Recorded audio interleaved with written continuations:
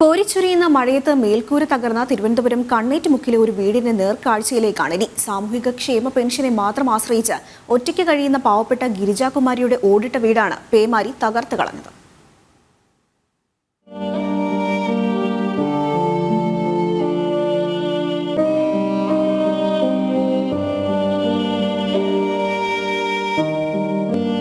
അന്തിയുറങ്ങിയ വീടിന്റെ മേൽക്കൂര തകർന്നതോടെ ഈ വീട്ടിലെ ഏക അംഗം ഗിരിജാകുമാരിയും ആകെ തകർന്ന നിലയിലാണ്.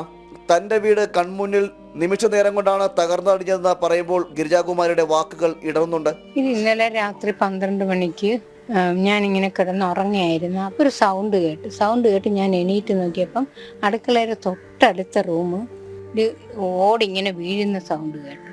ഇനി ഫ്രണ്ടിലോട്ട് വന്നതും ഞാൻ കിടന്ന ബെഡിൽ ഫാനും ഓടും അടിയെല്ലാം കൂടെ ഇടിഞ്ഞ് ഡപ്പാർന്ന് 12:05 മൊത്തം താഴെയായി കഴിഞ്ഞു. ഗിരിജാകുമാരി മറ്റൊരു മുറിയിലേക്ക് മാറിയ സമയത്താണ് മേൽക്കൂര നിലംപരിശായത്. തട്ടുകടയിൽ ജോലി ചെയ്യുന്ന ഗിരിജാകുമാരിയുടെ വീട് തകർന്നതോടെ ആകെ നിരാശയിലാണ്. അത് സാധനം എല്ലാം പോയി. അരി പലവഞ്ഞണ എല്ലാം ഇന്നലെ തൊലഞ്ഞു, എല്ലാം പോയി.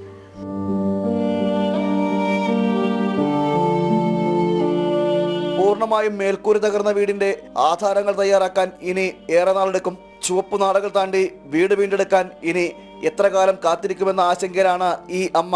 പട്ടയം പതിച്ച ഇതൊക്കെ വെച്ചിരുന്ന അതെല്ലാം വെള്ളം വീണ് അമ്മയുടെ പേരിനാണ് ഈ വീടിരിക്കുന്നത്. അമ്മ മരിച്ചിട്ട് 20 വർഷമായി. അത് എല്ലാവരുടെയും സമ്മതപത്രം മേടിച്ചിട്ട് അതുകൊണ്ട് വില്ലേജ് ഓഫീസ് വഴി കൊടുത്തു കഴിഞ്ഞാൽ അവരെത്തി വീട് വെച്ച് തരാമെന്ന് പറഞ്ഞു.